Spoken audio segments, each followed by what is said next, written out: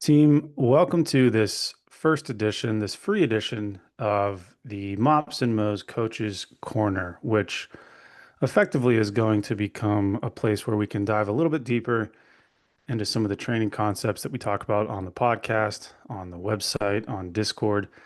In some of those platforms with some of those mediums, we're a little bit limited for either time or content. So we figured what better way to really get into some of this stuff than by doing long form video content. And I don't think that there's a better way to start or a better place to start than with the five pillars of tactical training. Now, these are pillars that we have talked about on the blog.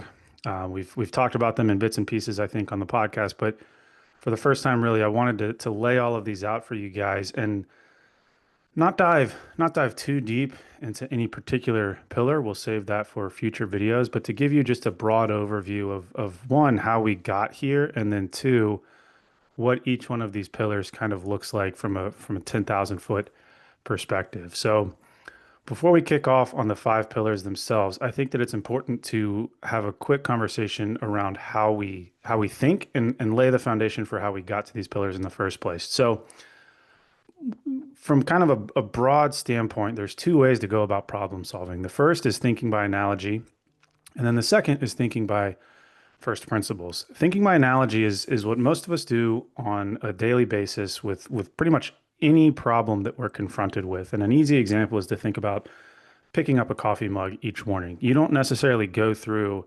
consciously every single one of those steps. Your body sort of reacts, your brain reacts based on past examples of you picking up a coffee mug. And it seems like something that you wouldn't even really think about. And that's kind of the point with thinking by analogy. It's fast and intuitive.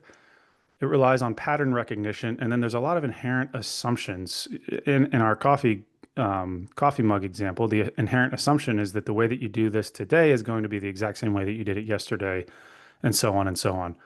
Why am I talking about this? Well, from a coaching standpoint, I think one of the things that we recognize in sort of the tactical strength and conditioning space is that a lot of coaches are coming over from professional sport, collegiate sport, field sport, and they're just sort of assuming, not by any ill intent, they're just assuming that this is the same kind of problem set because the humans look the same, the gyms look the same.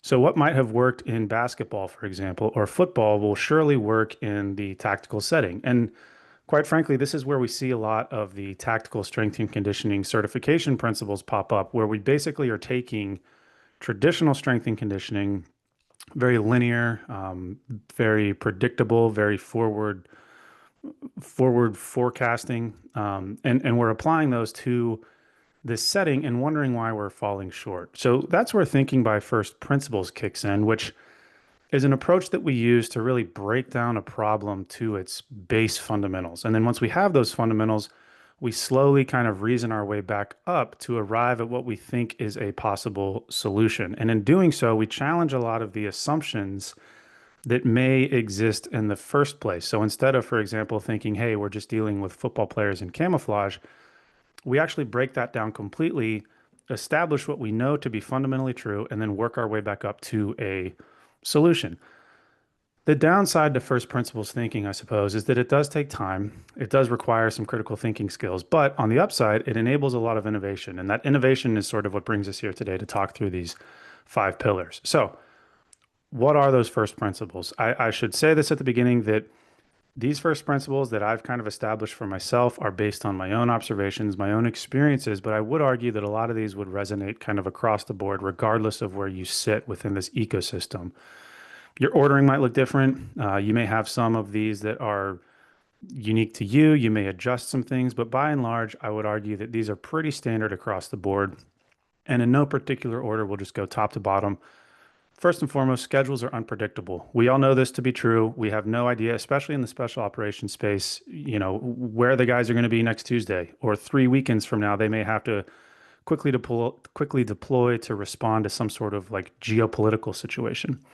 So we don't necessarily have the same luxury of predicting our training plan 6 weeks out, 12 weeks out, 4 years out in some cases. Number two is that access to equipment is variable. We've seen this a lot in the rollout of embedded human performance on the conventional side, which is to say that Not everybody has access to barbells. Not everybody has access to racks. When you're in a deployed setting, you may not have any equipment at all. And if your programming requires you to have access to a beautifully equipped kind of collegiate football style gym, it's just not going to be robust enough to survive in this environment. Third, athletes operate autonomously. And I know this is confusing for some folks because in the military, we do have a hierarchy. We rely on orders. A lot of stuff is presumed to be mandated. But to be frank, that really isn't always the case when we drill down to the individual athlete's physical training. They do have a lot of autonomy. They do have the luxury. Well, luxury is probably the wrong word, but they do have the ability to get in and out of PT on kind of any given day. And so we do have to account for a lot of the decision making that needs to fall on the athlete versus just assuming that the coach can say that something will be done and then it will be done. Similarly, number four, buy-in is organic. And I say this because I'm a big advocate of not mandating buy-in into human performance programs, which is to say, if you're in charge of a company or a group of 20 folks, you shouldn't necessarily mandate that they show up and do the training every single day. They should want to be there. And as a result, you're programming the way you construct your training plan as a coach. In the back of your mind, you should have that kind of sitting there, which is that these folks need to buy into what I'm doing. I need to have a sort of salesmanship approach to the way that I'm setting up training. Number five, we hear this one all the time. External and internal stressors are amplified in the tactical setting. The way that this is most often phrased is that we're not dealing in wins and losses, we're dealing in life and death. And that may not necessarily be true every single time, but it does, I think, speak to the fact that you are dealing with a specific population of individuals that is dealing with a heightened level of stressors, both internally and externally. And if we don't account for that in our training plan, we're going to run into a lot of roadblocks as we try to progress athletes from point A to point B. Finally, and I think probably the most inarguable one on here, is that time is the most valuable resource. Sure, PT is kind of quote unquote mandated for an hour and a half every single morning, but truthfully, I think we all know that that tends to fall apart when we look at all the other competing demands that these folks are dealing with. So I say that because if your program includes a lot of fluff, or if you're not kind of critically analyzing every single piece of what you're doing, you're going to either create sessions that are way too long. Athletes aren't going to want to do them. They're going to skip stuff. They're not going to necessarily feel as though they can accomplish everything that you're laying out for them if you're not accounting for the fact that they don't really have that much time. So, given that these are kind of some of the first principles, let's slowly reason our way back up through these five pillars of what we consider to be the kind of key pieces of tactical strength and conditioning. In no particular order, the five pillars that I would argue are crucial to this type of training are that training is concurrent, training is auto-regulated, training is flexible, it's emergent, and it's athlete centric. Now, as I mentioned before, I'm going to go through each one of these pillars at kind of a surface level and then save the deep dive and the truly practical application of each one of these for future videos. So the first one, training is concurrent. Concurrent training is something that I think most folks in the strength and conditioning world are familiar with. Broadly speaking, it's the intentional combination of what tends to be strength training and endurance training, i.e., how do I get strong and also run a 5K, or how do I do a marathon and max my deadlift. It's these types of buzzwordy challenges that we're seeing a lot in social media.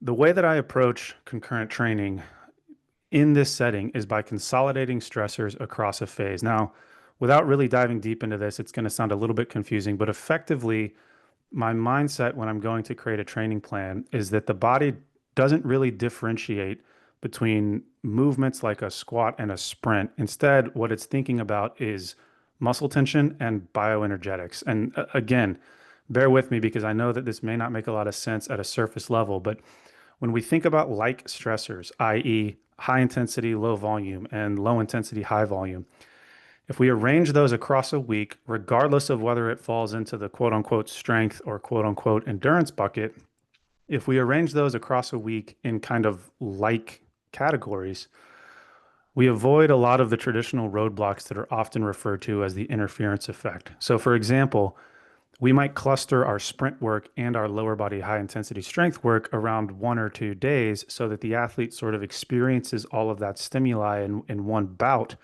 and then lets it dissipate across a week versus the more traditional approach, which might have you doing your lower body strength work on Monday, resting and recovering, and then hitting the speed work on Thursday. If we take that route, typically what we find is that the athlete is just sort of constantly sore, constantly burnt out, and they chalk it up to, again, this kind of interference effect. I think a key piece to this, though, is that instead of blocking out our training such that we're hitting a 4 week strength block and then a 4 week speed block and then a 4 week endurance block, we're actually training all things at all times and just slowly turning the volume knobs or the dial knobs based on what we want to prioritize and de-emphasize. So there's always going to be, as an example, zone two work. There's always going to be strength work. It just might be that we're adjusting the frequency, the intensity, the duration of those things so that we can prioritize and de-emphasize certain stimuli at certain times. What that really boils down to on a daily basis is finding out what is the minimum effective dose of each particular type of training modality that the athlete needs to touch on to maintain what their current level and slowly build it up over time. This is hard for a lot of coaches and a lot of athletes because they get used to doing so much stuff. And if we really look at it, we have to ask ourselves, is every single thing that you're doing in this program truly giving you the result that you want, or is it just filling time? And I think that if you go through that exercise, you'll find very quickly that a lot of what you're doing is truly just filling time. The second one is that training is auto-regulated. If anybody's listening to me talk about training at all, they will have heard me use this phrase because I absolutely love auto-regulation and I think that it's critical to tactical strength and conditioning. Again, broadly speaking, what this is that it's a way of prescribing training that responds to daily readiness, rate of perceived exertion, reps in reserve. These types of things are phrases that you'll hear around the auto-regulation conversation that effectively just allows us to appropriately apply progressive overload. Traditionally, progressive overload is thought to assume that you add intensity, for example, every single week. And because you're pushing the athlete every single week, they're just adapting and getting stronger. Really, that's kind of a reverse causality. The way that it truly works is that by getting stronger, by getting stronger, the athlete is able to do more work. So what does that mean? It means that it may not be a week by week increase. It may actually be more of an undulating increase over time, where, for example, on a back squat, they may hit 300 pounds on week one and then 310 pounds on week two. On week three, they may have spent the whole weekend in the field training, and so they only are able to hit 275 pounds. Traditionally, we might think that they've kind of overtrained or peaked, but if we let it play out, we may find that then in week four, they're back up to 315. So instead of constantly trying to pursue daily maximization, what we're really looking at is trends over time. And the only way you can capture that as a coach is by injecting into your training metrics and constraints that allow you to get that feedback to just check and see, are we moving in the right direction? The other, I guess, knock, or the other thing about autoregulation that often gets knocked as sort of a negative, is that there is a learning curve involved in this. You are turning over a lot of decision-making power to the athlete. And so what I like to do as a coach is expand the application of this as the athlete's expertise increases. For example, I have found in my experience that the athlete's conception of autoregulation makes a lot of sense with weightlifting. It's a little bit harder to conceptualize with endurance training. So when I'm just starting with somebody, I may introduce daily readiness type constraints on their strength work, but then be very traditional with my endurance training. As they work with me over time, as they start to show expertise and their ability to fluctuate their training in response to their daily readiness, I'll expand the application of my autoregulation principles to that endurance training as an example. And again, that's stuff that we will dive much, much deeper into in future videos. Training is flexible. So historically, the way that we approach training is that we lay out a block. Let's say it's 6 weeks. We have every day planned out. We know exactly what we're doing on day one. We know exactly what we're doing on day 30. The challenge with this in the tactical setting is that we don't know exactly what the athlete's going to be doing across that same period of time. So we have to create sessions within a phase. And again, for me, a phase is just sort of a snapshot of training, often a week. But we have to create sessions within that phase that are individually robust. So for example, if I often put my rest day on Thursday, I will say to the athlete, hey, if you end up doing some field training on Tuesday night, or you're out jumping or doing helo extracts, you can move that rest day to Wednesday, shift Wednesday with Thursday, or conversely change Friday with Monday, et cetera, et cetera, et cetera. Hopefully you get the idea of what I'm saying here, which is that the athlete has the ability to be flexible with their training. As long as they complete the majority of the sessions within the phase of training that I have in mind, I'm pretty much okay with that. I can't necessarily let perfect be the enemy of good. If I set up what I think is the perfect training plan across a period of time, but the athlete's not able to complete it in the way that I wanted them to, and it falls apart, is it really a perfect training plan? So we're really chasing good enough as opposed to physiologically perfect every single time. Another way to think about that is that the ordering of sessions is presented as an ideal, not as a law. What I mean by that is, as a coach, when I'm creating training, I obviously have all of the physiological principles in mind of how I should order things, what makes sense, sessions, et cetera, et cetera. But I'm laying that out as an ideal. If the athlete is able to complete them in that sequence and check all the boxes, then that's great. But if they're not, I would rather them do as much as they can versus throwing their hands up and thinking that they can't do any of it at all. The other thing that I would add to this is that the end of each phase, as a coach, you should constantly be reevaluating and looking for consistencies. So, for example, I oftentimes will have my high volume, low intensity work on the weekends because generally speaking, the athlete just has more time to do it.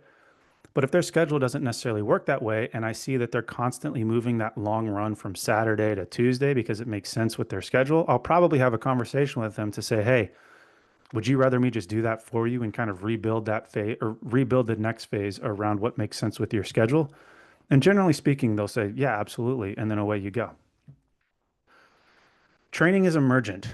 Emergent periodization, quote unquote, is a phrase that I've often used. The way that this works is that the prior phase of training, and again, remember that when I say phase, what I'm thinking about is generally a week of training.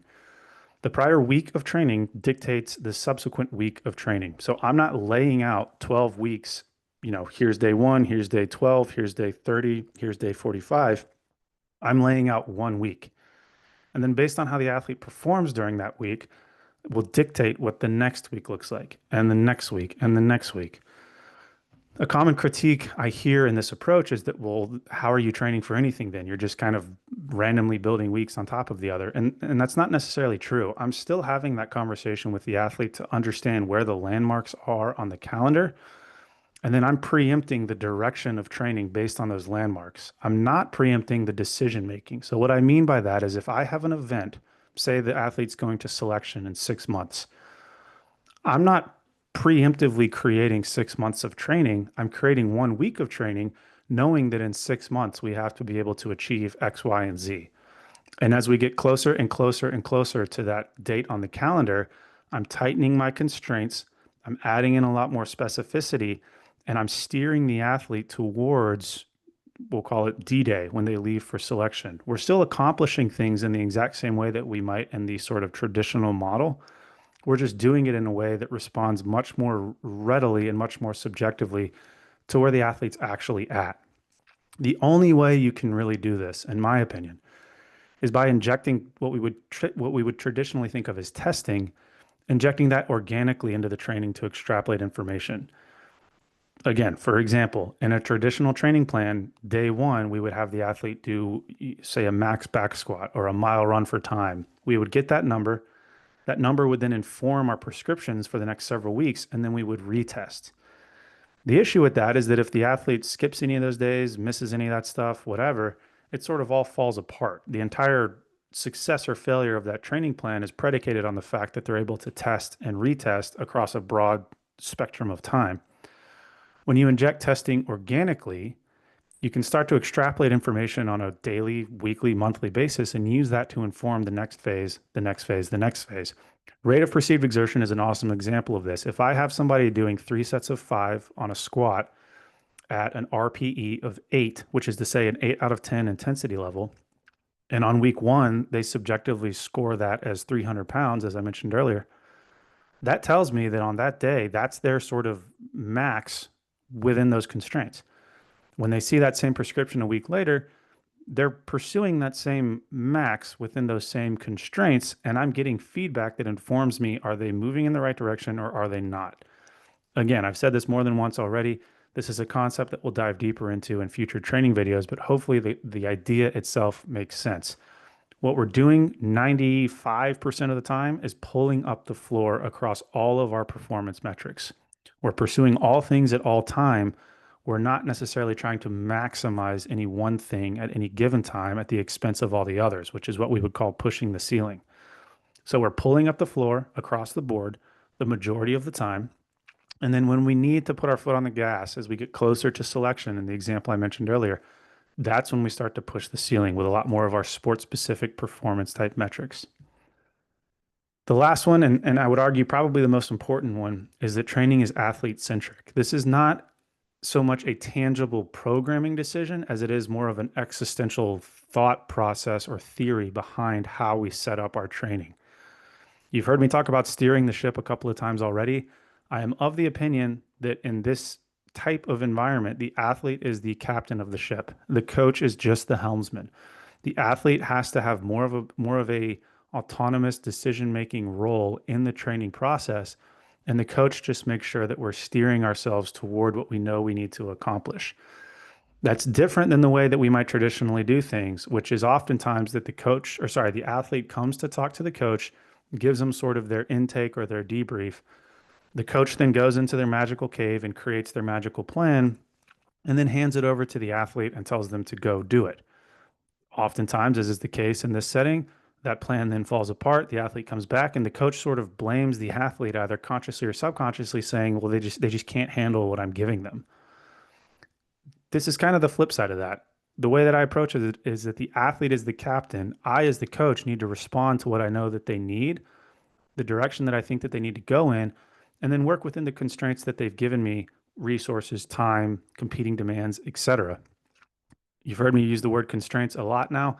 I like to program using constraints, which is to say things like rate of perceived exertion or rep ranges or volume ranges, or even allowing the athlete to choose their own exercises versus just giving them hardcore prescriptions with no ability to maneuver within those whatsoever. We have to give the athlete a ton more decision making power than we would traditionally, because otherwise the training, like I said, in this environment will just fall apart.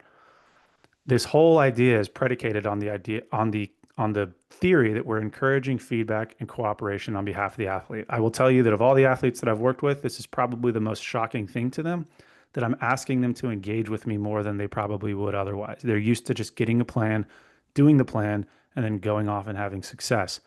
When they work with me, I'm looking for commentary, I'm looking for feedback, I'm looking for continual touch points so that I know how you're responding both objectively and, almost more importantly, subjectively to the training. Similar to what we talked about in autoregulation, with this athlete-centric approach to training, autonomy is earned over time. So as the athlete shows that they can be trusted, that they're making smart decisions, that they have mastery over different movement patterns, and that they understand the way that I approach training as a coach, we can inject more autonomy into their training plan over time until, as I mentioned before, we get to the point where in some cases they may literally be choosing their own exercises. I'm just providing the constraints. One of the quotes that I've had on my desk for years and years is one by John Wooden, the famous UCLA basketball coach, which is never mistake activity for achievement. I think that this speaks to a lot of the issues that we deal with in this setting, which is that we can create the plans, we can provide the exercises, we can give them the equipment, but are they really achieving what we want them to achieve? When you consider these five pillars, and when you think about the first principles of tactical training and set yourself up in such a way that you and the athlete are working together to accomplish a goal, you are much more likely to set yourself up for achievement versus just activity. And so, as I mentioned when we kicked this thing off, this is meant to just be a broad overview of what we at Mops and Mo's think of as the five pillars of tactical training. In future videos, we're going to dive much, much deeper into each one of these pillars, examine how they play off of each other, examine what they actually mean for the day-to-day programming, the decision-making processes behind reps and sets. If you have questions about any of it, if you want to engage in our community, you've heard this before, but subscribe to the podcast, check out the blog, set yourself up on our Discord, throw your questions out. We'll do our best to answer them. And if there's anything that you really want us to dive deep into with this long-form video content, just let us know. See you next time.